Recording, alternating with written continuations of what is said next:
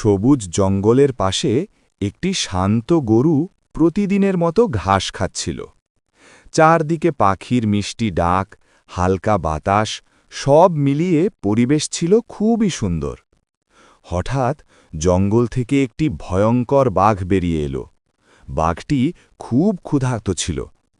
বাঘ গর্জন করে বলল, "আজ আমি খুব ক্ষুধার্ত।"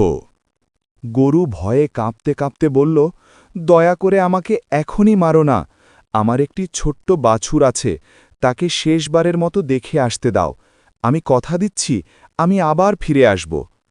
বাঘ কিছুক্ষণ চুপ করে গরুর চোখের দিকে তাকিয়ে রইল।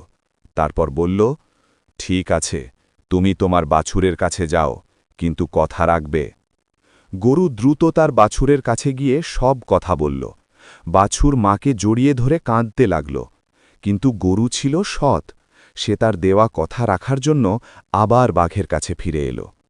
গরুকে ফিরে আসতে দেখে বাঘ অবাক হয়ে গেল। বাঘ বলল, "তুমি সত্যিই খুব সৎ। আমি ভেবেছিলাম তুমি আর ফিরে আসবে না।" গরুর সততায় মুগ্ধ হয়ে বাঘ তাকে ছেড়ে দিল এবং বলল, "সততাই সবচেয়ে বড় শক্তি।"